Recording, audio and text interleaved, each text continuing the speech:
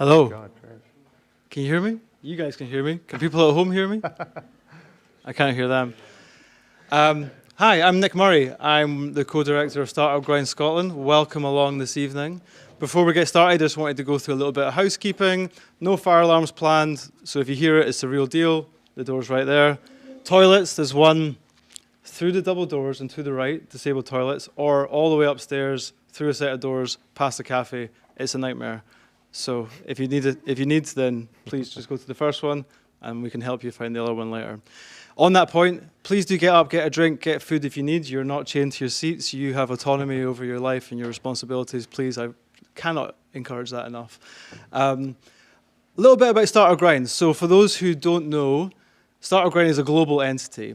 We have got 540 plus chapters across the world in over 125 countries. We are one of them. Startup Grind Scotland used to be Edinburgh and Glasgow. Now we're just a big umbrella brand. We stream live. We did lots of events across the pandemic to bring people together for a sense of community, connection, education, and inspiration when everything seemed so crazy. And we hope to continue that tonight with a fantastic speaker. So a little shout out to our local partners who you might have seen on some of our branding and promotion, and a very special thank you to our corporate sponsors, CMS. CMS are your go-to people for legal and tax issues to make sure that you get your startup legal advice sorted from day one. You wouldn't build a house on weak foundations. Do not build a business without knowing your legal rights. So, without further ado, I'm going to say tweet at startup EDI, and anything else from Yana? #SG Scotland. There you go. I'm going to hand you over to Dec and Steve. Thank you so much. Brilliant. That's it. Well, thank you, Nick, for a great introduction. Welcome, Steve. Great to be back in the Edinburgh Innovation Student Hub. Been brilliant hosts as always. So thanks, Jack and the team, for putting up with us. And great to see you guys in person, and obviously you guys virtual during Gathertown. Very 2022 of us. One thing I should add actually to Nick's intro is Slido. So we're doing a Slido Q&A throughout the evening. So if you want to find the code for it, just go onto our Twitter. That'll be one of the recent tweets. We'll keep retweeting it, so it's top of the timeline. So if you want to ask Steve a burning question, which I'm sure you will throughout the talk, then that's your opportunity. And Anna's going to be emceeing the Q&A later on. So let's get started then. So Steve, welcome.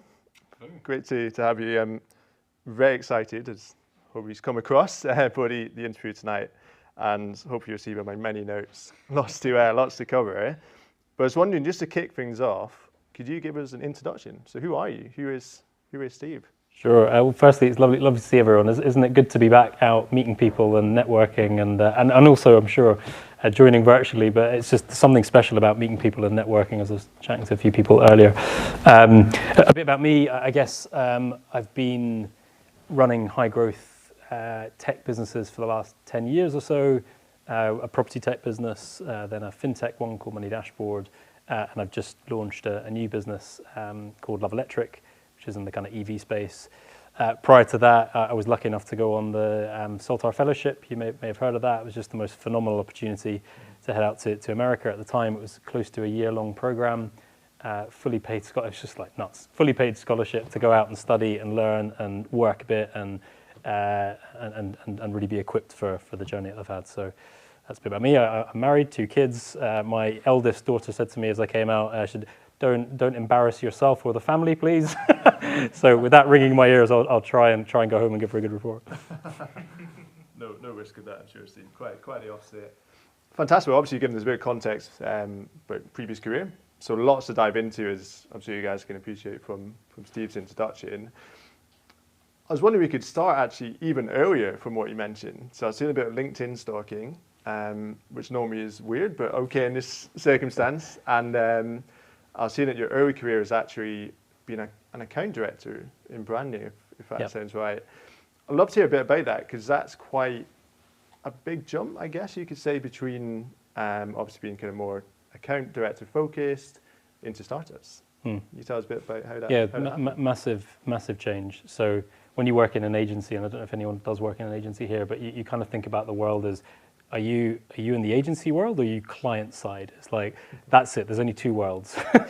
You're either in the agency or you're the client side. And of course, client side meant you did a marketing job at one of the clients. I think that world is very, very different now to what it was in 2004 when I started my career in advertising. So it was an ad agency.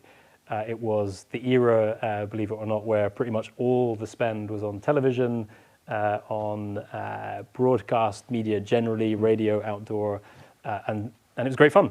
Clients had a lot of money to spend. They would entertain well. We would entertain them well. It was just a really vibrant kind of place to be. We would have, one day you'd be sketching ideas with the creatives, then you'd be out doing customer insight stuff, kind of getting insight on the brand and how they thought about the product category that you're in. Then you'd be pitching those ideas to clients. Then you'd be on a film shoot or like an ad shoot, the next day. Then you'd see your work live in a couple of weeks, and then you'd be analyzing the data. So it was a really, really vibrant, really cool environment. I think what I learned from that, though, was it was great, but there was this massive digital disruption that was happening before our eyes, and as an agency, we did nothing about it. So the owners of that business were fantastic advertising professionals, genuinely some of the best, and I learned so much from them.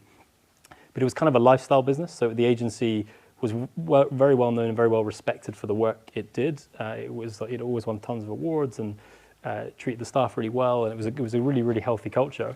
But it was basically a lifestyle business for the owners. And so when they saw the advent, as Google emerged as one of the first platforms that started taking ad spend away, it was like, what's that pay-per-click thing? And SEO, that sounds a bit strange. Like, surely it won't ever really amount to anything. And so we just kind of left it. And slowly but surely, our client budgets just kept shrinking to the point where we were producing television commercials that really you were quite embarrassed about because the budgets just got so small. So there's a lot of stickman animation instead of actual live shoots. So I could see firsthand that, that impact of an industry being disrupted. And I remember thinking, I always wanted to start my own business. I always had a couple of things on the side. But I wanted to start and launch a proper business. And I thought, I want to be on the right side of that digital disruption. And I figured that advertising was just one industry and lots of other industries were going to be similarly disrupted. So that was, I guess, the genesis for thinking through, even though I knew nothing about tech, I'd experienced the negative impact of tech. I thought I want to benefit from it rather than be the victim. Fantastic. And the disruption piece is obviously something that's probably going to thread, I guess, throughout the talk today and your career by the sounds of it. So tell us a bit more about Babson College then, because that's something that I know you speak about a lot and you're very positive about and sounded quite eye-opening. Tell us how it kind of came about and any particular memorable highlights. Yeah, so it's kind of at the point where, I think we all get to certain points in our careers, don't we, where we feel a bit unsettled or we feel like there's got to be more or I want to do something a bit more challenging. And I think I was at that particular point and I wasn't really sure what to do. I didn't really feel like I had the skills at that point to just start something. I had lots of ideas, but I didn't really know exactly how to go about doing anything, about making it happen. And I remember literally just one evening searching and I saw an advert for this Saltire Fellowship thing. And it just looked like one of these scams, It was like a fully paid scholarship in America. We'll do this. You'll get an apartment. You'll get a stipend. Your world's best entrepreneurial college. I was like, yeah, okay. And then anyway, I still clicked through, expecting my computer to blow up or something. Yeah. And then it looked legit, and I saw it was sort of basically paid for by Scottish Enterprise at the time. I thought, okay, well. This is amazing. I've got to apply. I was married at the time, fairly newly married, and I kind of very quickly realised. And you have that slight kind of sinking feeling where you're like, oh, from a career perspective, that looks amazing, but from a personal perspective, potentially being apart for 6 months, 9 months, or a year even, I was just like, oh God, how do we even think about that? My wife's very gracious, and she looks and she goes, saw the opportunity to get rid of me for 9 months probably. But she said, no, this looks like too good an opportunity not to at least try. And so I applied. Luckily, I was very, very grateful to get the opportunity to go on the course. And it was a really eye-opening experience because I don't know if anyone's ever heard about the Saltire Fellowship. See a few nodding heads, so I won't go into too much detail. But the idea of going into a completely different culture, completely different environment, where you've got teachers that were former entrepreneurs, serial entrepreneurs, really gifted at teaching, would challenge you, make you feel exceptionally uncomfortable, and just the intensity of the whole program was really, really life-changing. And also just being in a different, actually coming out of the bubble that you're in, and seeing something different, and seeing a different way of doing business, a different way of, I don't know, just, we all came back as a group, I think, and we'd be in these networking events, kind of like this, or actually more like kind of the par equity scene, or, the kind of like, I don't know, just the Edinburgh scene, and everyone would be like bouncing off the walls with enthusiasm, like we'd definitely caught the American bug. And all these sort of, I don't know, angel investors like, guys, we like the enthusiasm, but like, tone it down a bit.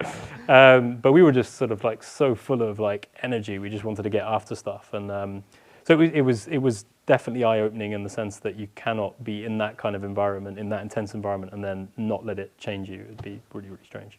Exactly, and we were talking about similar with our trip to Silicon Valley. Yeah. Which is happening next Saturday onwards, and it's a really great part of it, isn't it? Because I think when you're in an ecosystem, like you're saying, it's a bubble, isn't it? So that new perspective is a game changer. So why don't we fast forward a bit, actually? So I know we've got a lot to cover in terms of different experiences from yourself. Am I right to say it was Letting Web that was next? Correct. How did that come about? So I was determined when I was in America to start something when I came back to Edinburgh. I think I mentioned my wife earlier, and in a unplanned situation, after about a week of being in America, I got a phone call from a very distressed wife. Said, "Oh, what's happened? You lost your job or fallen out with some family member?" I'm pregnant. I thought, oh wow, that would be fine. And my roommate was a guy called Mark Simmers, who's the CEO of Celtic Renewables, and I sort of didn't know him that well. He didn't know me that we would only known each other for a week or so. And I think I went to the fridge that night, got my first beer, and just sat down, downed it in about 3 seconds. Got my second, got my third, got my fourth. I think he thought, this guy might have a problem. And then I opened up and just said, geez, what am I going to do? And it was great because he had 3 kids and was able to say, oh, we'll be fine. It'll be fine. So anyway, my wife ended up joining after she did give up her job. She came out to America after 3 months, so we weren't apart for too long, which was great. But anyway, so I came back, homeless, jobless, basically penniless, and the kid on the way. And so we thought, well, starting a business now, and I'm a reasonable risk taker, but that's probably taking it too far. So I was looking for a job, and I wanted to lead a business, and I got introduced to the guy that ran or owned a business called Letting Web. It was like 5-6 people. It was a rental property portal. It was the biggest in Scotland. They were trying to kind of expand into England, and it looked like a really great opportunity. So it was sort of pitched to me as, come in, we're just about to bring the tech in-house. We've been using this agency for a long time. We've got the developers. We're about to push the button. It's all about commercializing now because the tech's there. And I was like, this sounds like a brilliant opportunity. And got in, and it was just mad. It was chaos. There was 6 people that just had absolutely no gut. I mean, all sorts. I can't say publicly what was going on there. It was a mess. And then it turned out that the website or the in-house team was resigned actually on the day before I came in. And they took their code with them. So we had to basically start again. I was like, I wasn't really expecting a kind of turnaround type situation on my first job. But anyway, it was great fun. Learned a lot. I think like I said, I knew nothing about tech. So I remember thinking, I need to now get a developer. I thought I probably just need one person, developer. And I had no idea about front end, back end, no, literally nothing. I mean, and so I hired a guy from Estonia who was basically UX front end developer and did the UI design as well. So he was absolutely phenomenal. And it was only after about a year he said, I'm doing 3 jobs for this company. I was like, no, but thanks for telling me. And he came in and I said, right, what do we need to do to build this? And we just kind of made it up as we went along, realized we needed a back-end developer, rebuilt the app, and went from there. So that was the first kind of baptism of fire. And it was, again, a very, very intense experience, but I learned, tons and tons from that. I was going to say, baptism of fire for you, and understatement given what you said. So tell me a bit more about the transition or change from Letting Web to Money Dashboard. Yeah. So again, I guess that's kind of 2 completely different industries. Yeah. How did that come about? What was the story behind that? So I think the catalyst for me was, again, it was, you have, like I say, you have these different moments in your career. I think for me, we managed to build Letting Web into, sort of repositioned it as more of a letting services business for letting agents. And the reason for that was Zoopla and Rightmove were encroaching on our territory. We were outperforming Zoopla 10 inquiries to 1 when they first came into the market, but we were spending $2,500 a month on marketing, and they started spending about $100,000 a month in Scotland. And we're like, oh, okay, we're seeing that balance switch. So we did a strategic partnership with them. So we resold so we had an exclusive right to resell all of the Zoopla listings, which really, really helped grow our revenue, solidified our position in the market, and then we diversified our product range. Anyway, the reason I say all that was one of our product ranges was to kind of like do letting statistics of all things, and it sounds like the most boring thing you could ever imagine. But if you're a letting agent and you're desperately trying to get an edge over your competition, you want to be able to go and pitch to the landlords and say, do you know the average time to let's 30 days? We do 24 days. So we did that. We basically used the data that we had to produce really useful products to help our customers succeed. And off the back of that, we thought, oh, there's probably some PR here. So we did a press release, and it was like rental stock crisis. And all of a sudden, I mean, the PR release worked. And BBC 6 p.m. News, whatever, said, we want you on the TV tonight. I was like, oh, right. So they came around, and then we were like really quickly trying to get the banners up. So they came into Phil, and we had like the Letting Web logo on. And I was on the TV, and I was talking about rental stock in Scotland, and I thought, what has my life come to? Why am I this guy on TV talking about rental properties in Scotland? And I thought, I need to change. So I came away from that, even though it was like quite a good thing for the business, just thinking, oh my goodness, I need to get out now. And so I was looking for a venture-backed business. There weren't that many in Scotland at the time. Money Dashboard was one of them, and so I met up with the founder, just said I really liked the product. So I was a user of Money Dashboard and could see the potential, and said I'd love to join your team, and he offered me a job, and so we've moved on there. Fantastic. And how was the start at Money Dashboard? Hopefully it was more organised. Yeah. I'll say it. It was great, and I think because it was venture backed, there was a really strong leadership team. There was a large development team. Things were. There were proper processes, and I was like, oh my goodness, I should have been doing all of this at Letting Web. So I sort of came into that environment. But it was really nice actually as well to kind of take the pressure off, because everyone says it's quite a lonely place when you're running a business, and it really is, and particularly when things are so challenging and you feel like you're just coming up against challenge after challenge. So it's quite nice to go into the exec team, not have that pressure, but then just be part of a team for a bit. So I really, really enjoyed that spell. But it didn't stay peaceful for too long. Okay. Well, we'll come on to that, because one thing that's popped up for me is obviously you had that chat with the founder. How was the dynamic? Was he still involved in the exec team? Was he kind of stand out from the company? How did that work? Yeah, so Gavin Littlejohn is just a brilliant guy. He's a fantastic entrepreneur. He's built a number of businesses that he founded, grew to a certain scale, and they've all gone on to do pretty well. He is a very unique character, I would say, in the sense that he's got really, really big ideas. He understands industries really well. He takes the time to, like financial services. I mean, there's not anything he doesn't know about financial services. It's quite impressive. So he's quite a big visionary thinker, but he's also exceptionally detailed, like to the point where it's actually a hindrance. And I think he would admit that himself. So he would be very, very hands-on. He would make all the decisions and sign off on product. And it was a very kind of like traditional approach where the team would come with here's the menu of things we could build, and then it'd be like the guy at the end of the board table, that one, So he was definitely very, very hands-on, and great guy to work with. Yeah. Fantastic. So let's go back to the peaceful start and then chaos later. What happened? How did that change? So I think I didn't have exposure to the board, and there was Gavin and his Craig, the CFO, that would be at the board meetings, and so obviously that's all behind closed doors. And I don't know if again you might be in companies where you're like, oh, the mystical board meeting, what happens? It was kind of a bit like that for us, and we didn't really know what was happening. And I think what was really evident was we definitely did not have product market fit. The business had raised Series A too early, and as a result, the performance wasn't where it should have been. And so we were still trying to find product market fit whilst having the expectations that Series A funder would have, which is, oh, well, you said the forecast was going to be boom, boom, boom, boom. So at that point, we should have been scaling, and we really weren't. And Gavin is not one to hold back. And so he was like, no, he had a big vision for where he wanted to go. It's almost like, ignore that. We'll fix that. I'm going to do this product, this product, this product, this product.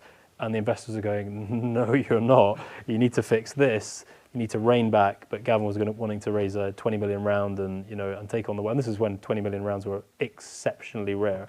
So you've got to admire the passion, the vision, the drive, but it was a real disconnect with the current investors. And so they basically fell out. Gavin moved on, and then the ship was rudderless, and it just sort of floated along and almost sank, basically. So we went for about 6 months without anyone in charge. It was sort of slightly chaotic. People started leaving because the founder leaving a business is very, very disruptive. And then we realized that the business had 6 weeks of cash left, and or I did because I managed to get hold of the management accounts and I was like, and the cash flow. I was like, this business is dead. It's absolutely dead. And business was meant to be bringing in an external CEO at that point, and I just sort of asked the board. I said, does the new CEO know that what the cash situation is? And evidently not. So I went away on a 2-week holiday, and I'd written up a plan just to say that the only way I think this business can survive is boom, boom, boom, boom. Yeah. And I left to go on holiday, switched off my phone, didn't look at anything, and I thought, that's it. I'm coming back to no job. And I did come back to lots of voicemails that I hadn't listened to, and then it was like, you need to come to London on the Monday. So I flew down to London on Monday. I thought, it's a bit extreme to get my P45, but anyway. And then they asked me, the chairman said, would you take over as CEO and execute that plan? And I was like, okay. So we did that. The unfortunate consequence was the only way, clearly, of trying to stay alive was to basically do mass redundancies. So we went down to a skeleton squad and started again. Rebuilt the products, refocused on data monetization and new revenue streams, and thankfully rebuilt. But it was a very painful start. Imagine, yeah. Sorry to bring up, I guess, but it's really fascinating because what strikes me is, well, I didn't know any of that, of course, with Money Dashboard's history. How many other startups have been through that?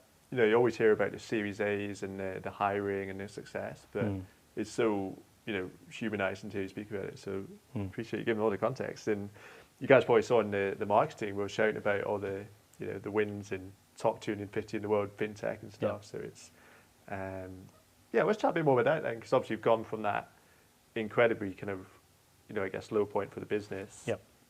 How did that recovery pan out then? What? Yeah, so we got quite lucky. So we focused in and we said, okay, there's something quite galvanizing about that. Even though it's a traumatic event for an organization, it's also provides real clarity to say, okay, we went through something really, really bad. This is what we need to do now. And it was very clear that we didn't even have a native mobile app. So it was like, project number 1, we need to do this. We need to really understand what the customers need. We need to build a great product. Number 2 was we need to find a way of generating revenues. And we had the genesis of a data monetization business that looked really, really promising. So we thought we're doubling down on that. And we just stuck to those 2 things. Like, let's get a better product. And we didn't even concern ourselves about growing the user base. It was like, we just need to get a better product and we need to use what we've got, the data we've already got, to generate more revenue. And both of those things worked really well. And so we built a product that ended up genuinely being, I think, the best in the market. And I guess the accolades and the awards and all that, I think, bore that out. And the data monetization business grew rapidly. And so off the back of that, the other investors, because we still only had 6 weeks, it wasn't, we didn't have very, very long. But what we were able to do was to get a few wins, get a few revenue contracts, which extended our runway. And then off the back of that, we did what I would describe as a friends and family round, but primarily existing investors and a couple of new angels. And so then we said, okay, great, this is where we're at. It was a down round, it's painful for everyone, but it wasn't a zero. And then we built up from there, and we grew from, again, maybe we went down to about 8 or 9 staff, and we got up to 45. Did grow the user base quite substantially, and continued to grow the revenues strongly, and got support from our community through crowdfunding as well, which is a really great source of capital for that kind of business model, where you've got a big community that really likes the product. It kind of works really well. So yeah, so there were lots and lots of highlights, but as you say, I think these stories are quite important in these contexts because you only ever see the press releases and the wins, and no one's issuing a press release with this is what's really happened, unless there's some expose or something from some disgruntled staff member. But that didn't happen too much. So it was like these are all the pains, these are all the challenges, but actually we came through that, and of course it wasn't plain sailing, but the team achieved an awful lot, which was great. Fantastic. That's inspiring, honestly. And so we're going to come on to loveelectric very soon. I know that's, of course, your core venture, your own business as well. Speaking of kind of chaos and unexpected obstacles in the journey, I guess we kind of couldn't not cover the pandemic. So I might say, Steve, you were at Money Dashboard until last year, wasn't it? Yeah. So I left sort of early last year and then stayed on as a non-exec until February because we just exited actually about a month ago, which I don't think we've is in the public domain yet. But yeah, so we stayed up to that point and then Fantastic. It fits my question then. So I guess obviously you've spoken a lot about the challenges and when you came in, how did you manage the pandemic? Because of course that for everyone was just such a huge change overnight. Yeah. It's funny because, I guess some businesses won and some businesses lost through that. I think everyone assumed that we would be a winner. But actually for the first 3 or 6 months, everyone was just like, what the hell's happening? The last thing they were thinking about was sort of budgeting. It was like, actually everyone's expenses went way down. They had loads more disposable income and they were saving money. So actually they didn't need a budgeting app at all. So it didn't really help us massively, to be honest, from a kind of product perspective. From a team perspective, we'd just taken a very expensive lease on with lovely offices on George Street, and we just moved in, and it was amazing, and it was great having our own space. We'd moved out of Codebase into that environment. It really felt like a new chapter in the business, and then the pandemic happened. So that was a bit disappointing. But I think most people adjusted really, really, really well, didn't they? And I think there's all, I guess open plan working is all the rage. I think what everyone probably discovered is when you don't have those distractions and you can do deep work, it's actually highly productive. And of course, if you don't have the 2-hour commute or the 1-hour commute or whatever you've got, then you're saving a lot of time. And I also realized this morning actually on a team call, because we're a remote a business, I don't know how it came up, but we sort of asked some of the younger members of staff, I honestly don't know how it came up. I don't ask this question. But they basically said, I just basically rolled out of bed. So it was like we had our meeting at 9:15 and discovered that everyone wakes up at 8:45. And I have 2 kids. I can't remember the last time I woke up at 8:45. So I now realize why everyone's so keen on remote working. I don't know why that didn't clock. It's taken me 2 years. Anyway, so I think there were lots of advantages for people. They enjoyed the space, the freedom.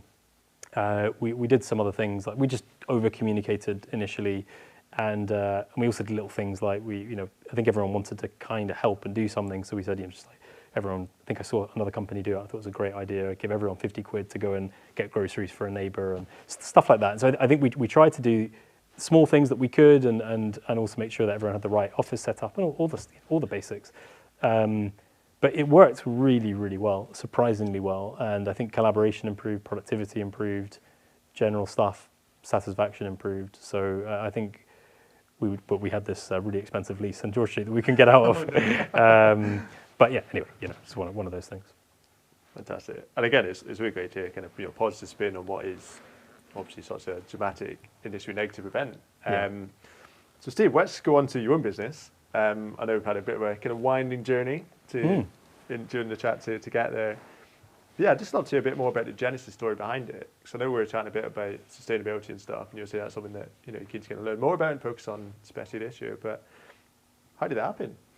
Yeah, so I knew I was leaving Money Dashboard, and I'd always said that was my last apprenticeship, and I was going to do my own thing. And as I left, we'd actually almost sold the business to another company, and they'd offered me a job, which was slightly awkward. But it was a great job, and it was one that I really, really wanted to do. But I was like, no, I've got to stick to my guns here. I didn't actually have a business plan. I had a bunch of ideas, and I thought, how do I turn this down? But I thought, if I don't do it now, when will I do it? And so I thought, I'm just going to do it. I will have more regrets not doing this than missing out on a good job. So I thought, I'm going to go for it. My first idea was an energy switching, a green energy switching business, and I had a different idea around. I won't bore you with it, but it was like there was a degree of novelty on it. But I did a thorough like jobs to be done project on it, so I just did it all myself. Learned that methodology, did it myself. Bored people to tears doing the really it's a horrendous customer interview. I don't know if you've ever done jobs to be done interviews. Oh, it's hideous. So I did that. Did all the analysis, and of all the things, like my idea was like literally the worst of all of the different. Oh, it was the worst. So it was brilliant because I was like able to go. I thought this was really good. I was in love with the idea. I knew I could get venture capital backing, but all the customers were saying this is crap. So I was like, okay, great. So I just killed it, even though I'd spent probably a solid 6 weeks working on it. I was like, got to kill it, and then I started thinking about some new stuff. And this was sort of serendipitous in that I was looking at trying to get an electric car.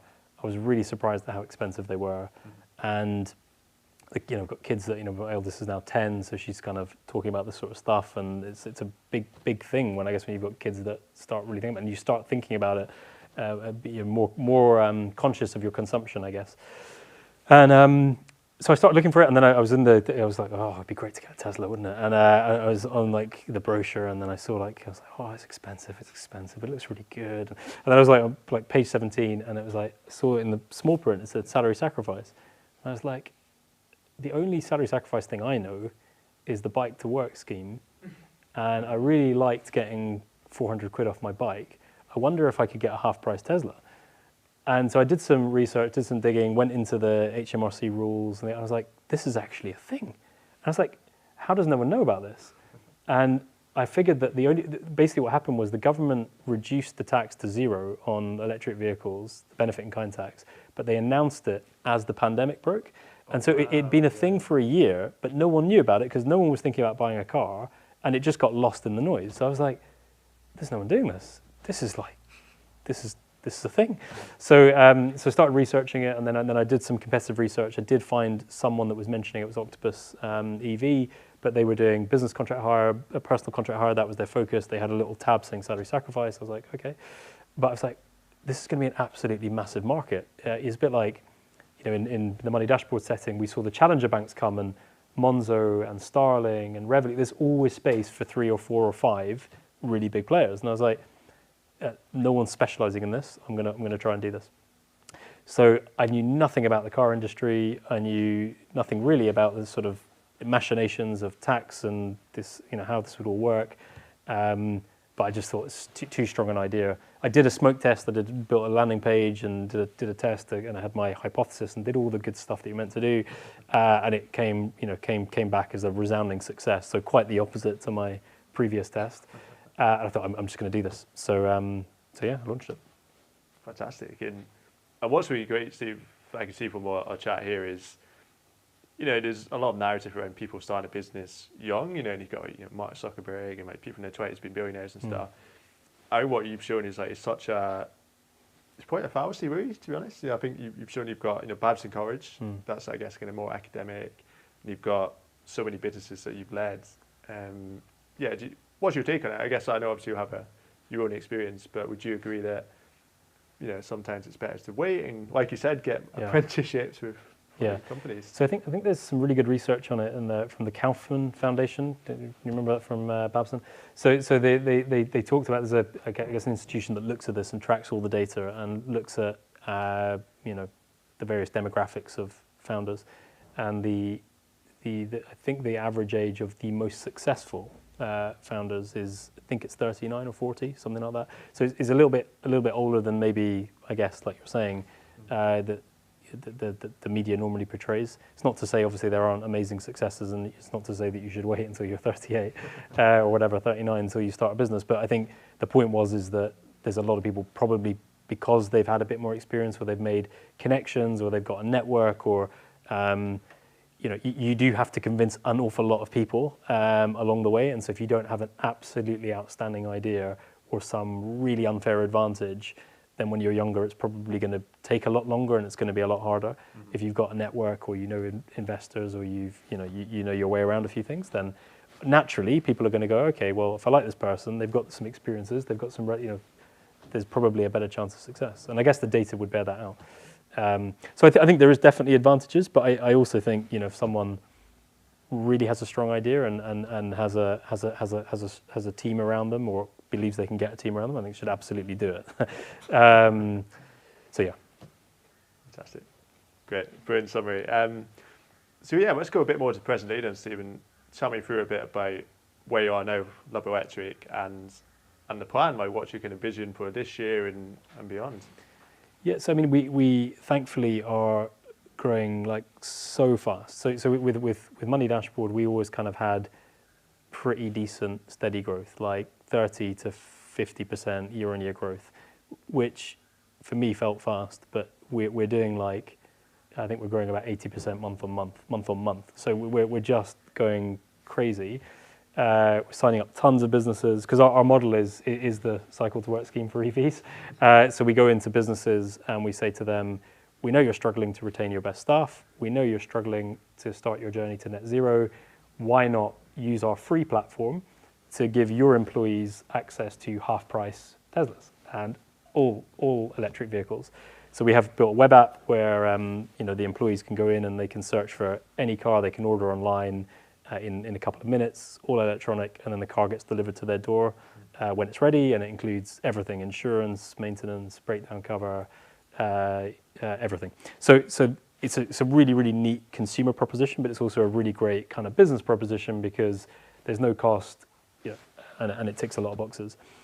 So yeah, so I think off the back of that, it's landed at the right time. It's also landed at a time where people are moving back into offices, and sales teams are getting back out on the road, and so they're even thinking about their fleet if they've got a fleet and electrifying that fleet. And so yeah, we seem to fit at the right time. And so we're now just kind of super focused on execution, on being the best product in the market, delivering the best service.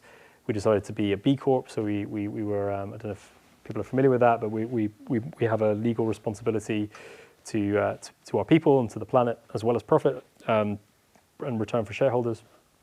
And so that kind of guides, I guess, a lot of the decisions that we make. So we're just, honestly, like, we've got our financial targets. We kind of want to be one of the fastest growing businesses in the UK for sure. And I think we're on track to do that. But more important is just, like, literally everyone that touches the business having a great experience. So the customers, the staff, the investors, that's kind of the heartbeat of the organization. Fantastic. Well, delighted to hear things going so well and fast growth. And I know we spoke a bit about that before, so that's brilliant. So one more question from me, Steve. Obviously, thanks for your time. It's been brilliant to hear your story. And I think what strikes me about your answers is within every story you've given, there's been so many lessons. I've definitely picked up. I'm sure the audience have as well. So yeah, one more question. We'll pass over to Anna for Q&A. I think there'll be some pretty juicy questions in that as well. But a bit of a quick fire to finish, actually. And I know today's been a lot about your journey, from being a account executive to today. So I guess with that in mind, I'd love to ask you, there's one, even two things that if you could go back, you'd tell 25-year-old Steve in terms of lessons or advice? So yeah, I think when I was kind of coming out of uni and starting my career kind of around that phase, I think I was like so competitive in like probably an unhealthy way. And I remember kind of at the end of uni just wanting to finish top of the class. Like that was a big thing for me. And I didn't realize, like, it becomes a really unhealthy obsession, that because you're trying to win at other people's expense, really. And I think what I realized, or what I have realized and what I've learned is if you don't bother with any of that and you run your own race and you don't worry about racing against others, it's really transformative in the way that you think. And that's like, if I'd said, I want to be the best I can be, I want to get the best academic results I can get, and actually I don't really care where I come. If I've done that, then that's great. And in the same vein, it's like here, it's like you can easily, like in this market with Love Electric and Octopus, and there's one or two others that have come into the market. It's like if we obsess on being number one, that's the wrong thing to obsess on. Like if we do the right things and we run our race, we're clear on what we want to build, then we may well become number one. That might be a byproduct of it, and that's great. But also, I think if you liberate yourself from that, or if I had liberated myself from that thinking, I'd have been much happier cheering other people on, and that's just a great place to be. Because I've also learned that if you compare yourself to others constantly, you just get disappointed because there's always someone better than you at whatever you're or in some area of your life. So that would be my advice to my 20-year-old self. Well, it's very important to end on. I think there's a quote, I might be making this up, maybe Einstein, that might be complete nonsense, but he said, it's comparison is the thief of joy or something like that. Oh, that's so nice, yeah. That's much better. I would have been quicker. No, I was going to say, well, no, I mean, you've said it even better, much more nuanced. But, well, Steve, thanks so much for a chat with me. I'll pass over to Anna just now and we'll do some Q&A and cool, sounds good. Get straight into that. But should we do a round of applause now? Yeah, why not? We'll do one at the end as well.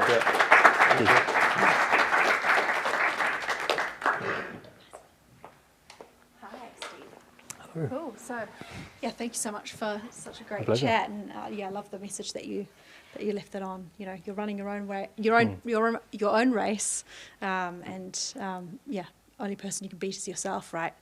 So we have a few questions here on Slido from the audience.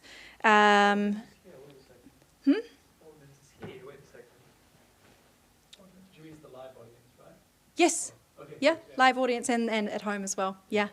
But if anybody would like to ask a question as well, just put your hand up. But I'll start off from something from Slido.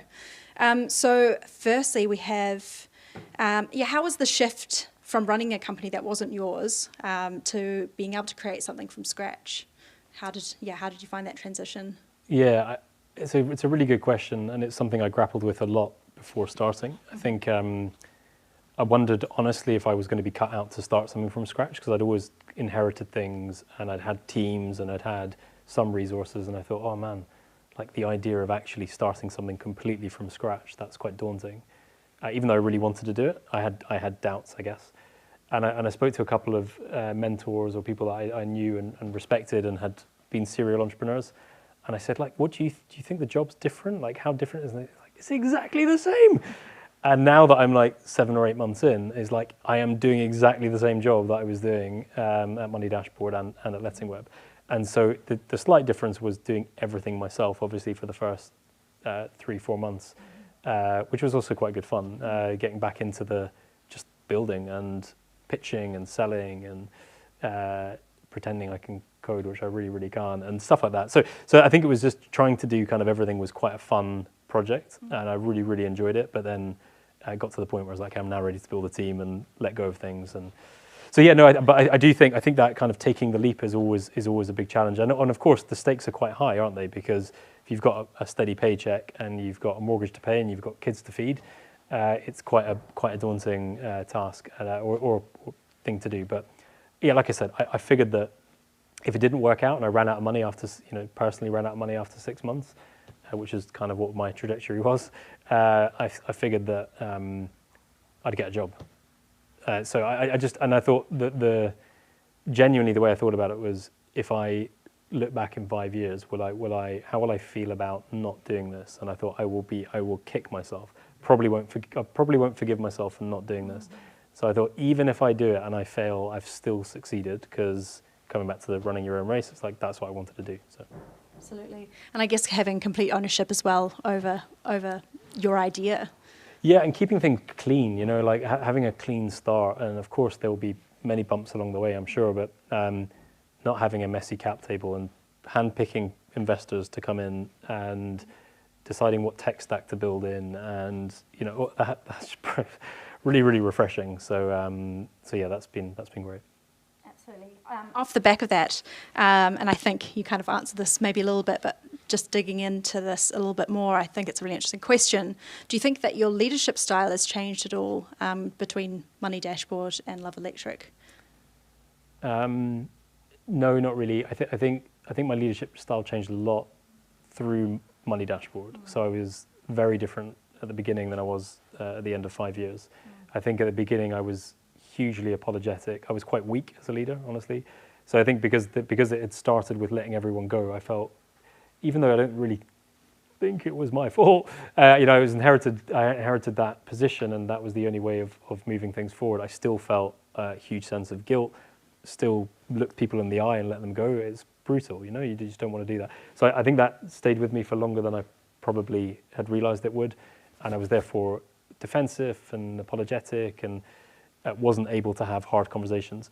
I think I guess I probably matured a lot through that process, and I think at the end of the process I was quite happy that it was the right balance of really wanting the best for people but not being afraid to challenge and have hard conversations and coach people, because what I realize is if you don't do that and then they're not performing and then they get into this really horrible situation where they're not performing, it's not the right environment for them, but it comes as a shock to them. That's the worst form of leadership.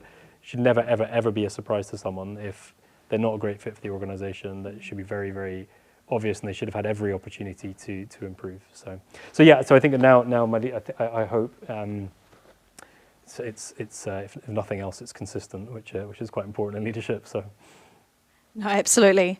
And I think off the back of that, I think this is a really interesting question, maybe around leadership as well. So coming from a more traditional entrepreneurial background, what was the motivation to becoming a B Corp? So I think we. My wife took a bit of persuasion to help me out on in getting this thing up and running, and she's brilliant because she's got all the skills that I don't have. She's great with people. She's very kind-hearted, and she had a big influence on, okay, when we build this business, what do we want it to look like? And so we tried to visualize what that would be, and it was really clear. It always came back to actually really genuinely making it. And you can sound like such a tool saying this, but trying to be whiter than white and more. It's not. It's just what will we be really personally happy with? And so we kind of thought about that, and we thought it would be good rather than just saying it, to put a wrapper around it. And then we was aware of the B Corp movement, and thought that would be a great thing to sort of nail our colours to the mast. And one of the things that we did, because I believe this will be a highly profitable business. We're already a profitable month 7, which is great. And I think that we made a commitment to give 10% of our profits straight from the get-go, because it's so easy to say that you're going to do that, and then when the money comes in, if you haven't made that commitment, it's that's a lot of money to give away. But so if you make that commitment really early on, and I also learned that personally, but my faith is quite important to me, so I've always sort of given to sort of faith-based organizations. And so I also realized it's one thing saying, I'll be a philanthropist when I've made it, but actually if you need to start early and do it when you've not really got anything and it really hurts, I found anyway. So in the context of the B Corp thing, it was this is a great wrapper to keep us accountable, to keep our investors accountable, because they have to buy into that as well, and they can't force us to go down a different path because we've got a legal responsibility in our articles. So. Before I jump into another question, does anybody in the audience here have anything that they'd like to ask? Please. Yes. Oh, thank you so much. A couple of questions, actually. First is, who the hell paid for the second half of the Tesla? That's a great question. So the way I don't know if you know how the cycle to work scheme works, but if you buy a bicycle for £1,000, you basically pay for that out of your salary. So you do a salary sacrifice, and because you're therefore taking that off your salary, it basically means you're not paying income tax or national insurance on that portion that you've sacrificed. So if you're a higher rate taxpayer and you're paying 40% tax, and we also have a VAT saving as well, you're going to save about 50+% actually, because of the reduced tax on the salary that you sacrificed. If that makes sense. So you give up a bit of your salary. And therefore your net pay goes down, but your net pay doesn't go down as much as the gross cost for the vehicle. And it's to be clear, it's not we're not selling £50,000 Teslas at 25,000. It's a leasing model, so they lease it. So it's like a monthly rental kind of thing, and so that monthly rental is halved. Right, gotcha. Okay, and one of the questions that I was really curious about is, do you think that your journey personally started from this Saltire Foundation, or it was just one of the stepping stones that kind of kicked you to take this path? Or because for a lot of entrepreneurs, I believe they say, they're successful because they found this good partner. They're successful because they got this good business angel.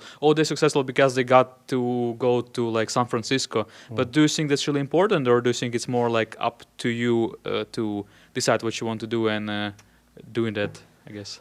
Yeah, I mean, I think that program was a huge catalyst, but it's not the only thing. So I was. One of those annoying kids that was always selling the stuff at school, and I got a paper round and outsourced it to my younger brother, and poor lad. So, which was brought up on my wedding day, which was slightly mortifying. So I think I'd probably always done a bit of that. Yeah, I think when I said I had a couple of things on the site, this is quite embarrassing to admit, but should I do it? I sold maxi dresses on eBay. So, and I think I've still got some extra large maxi dresses somewhere in a cupboard, some of that I didn't sell. So I was like always trying to do stuff. Like I remember I met a friend for a couple of pints once, and he showed me a mural he'd done for a friend's kid's bedroom, and it was amazing. I was like, let's create a business. That's brilliant. And so we created a business, and he started doing loads. He was doing all the work, but he was doing kind of all the murals in the schools and all that, and I was the business guy. So I was like, okay, so I think I was probably always quite driven to see ideas. They were all obviously very, very small scale, but I had that kind of probably innate motivation. And then the Saltire Foundation obviously put me in a different kind of network and exposed me to different business models and different ways of thinking about things on a completely different level. So I think that was the advantage. So I think it's something innate. I think people kind of generally kind of really have a passion to do it, because if you don't have a passion to do a startup, it's the craziest thing in the world to do. You need to be driven to want to create something, to do something, to take the risk, because it's financially it's a really stupid decision. You know, you're much better off doing a proper career and working your way up if you're a capable operator. So you have to be, it's insane to do a startup. So I think, so I think it's from within, but then it's about making those opportunities and also constantly learning and being humble enough to go, I definitely don't, and I'm still learning all the time, all really, really hungry to read and to learn and to meet people that have done much better than me and figure out from them what have they done that I could learn.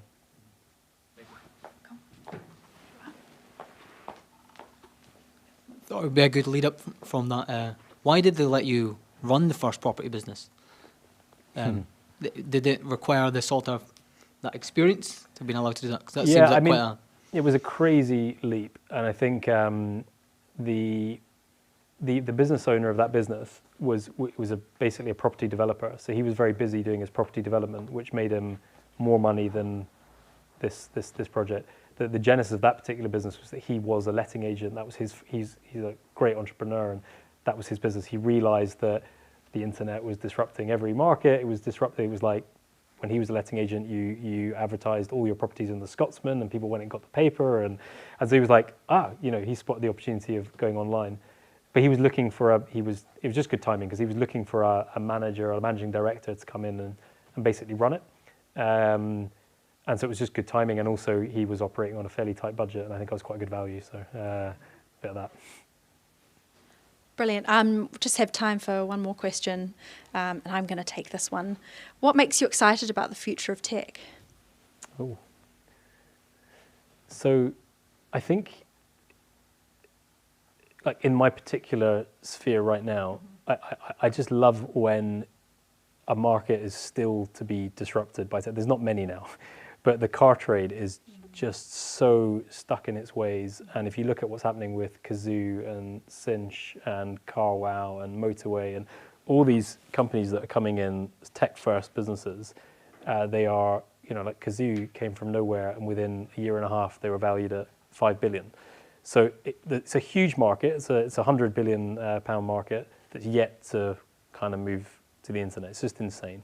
So what gets me excited is the commercial opportunities to go, okay, where can you apply something that kind of works into a market where it's needed?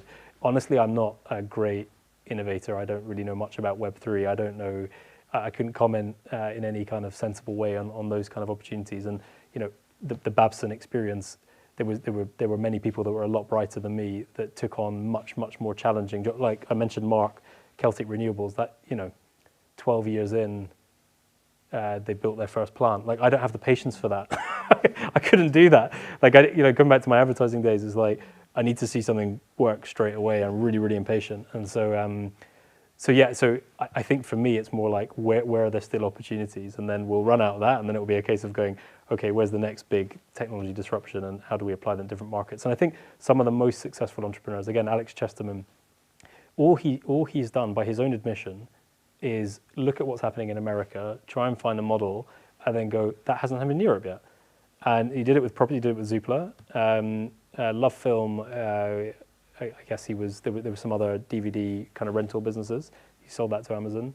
And then with Kazoo, he looked at what Carvana were doing in the States and went, we should do that in the UK. And to your earlier question, like once you've got a track record like someone like Alex Chesterman does, he can raise £500 million on a PowerPoint because of his track record. So you just go into different realms. So I'm not sure that that's probably the most inspirational answer. I'm just being honest. So that's all we need. That's all we need, a bit of honesty. So thank you so much for coming down.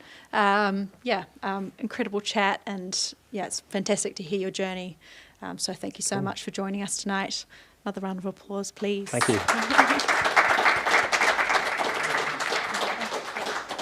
Okay, guys, I'm back. Do you know what? I'm such a goose because I completely forgot to talk about this place earlier. So in a second, I'd like to bring up Jack McMillan from the Edinburgh Innovation Student Enterprise Hub to just tell you, Steve, you're free to go. Thank you so much for your time and your candor tonight. We're going to be here till about 2:30. Please do continue to eat, drink, be merry. Make your way over to the wine. I think we put it a little bit too far away in the room. It's all there. It's all for you guys. Please. But Jack, would you mind just please telling us a little bit about this place and how people can get involved if they see fit? Don't worry, I'll just be a minute. Cool. Well, first of all, thanks, Steve. That was fascinating. So I'm Jack. I work with Edinburgh Innovations. I'm a Student Enterprise Associate, and Edinburgh Innovations is the university's entrepreneurial support service. So if you're a student, you have a business idea or just generally want to get involved, then you should come to us and we'll be able to help you out.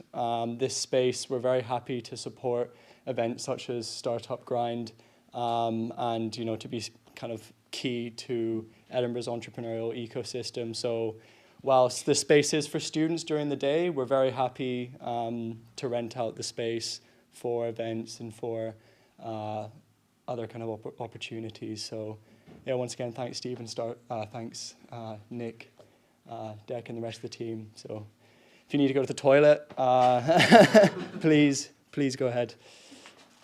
Cool. Okay, guys, enjoy your evening. Thanks so much.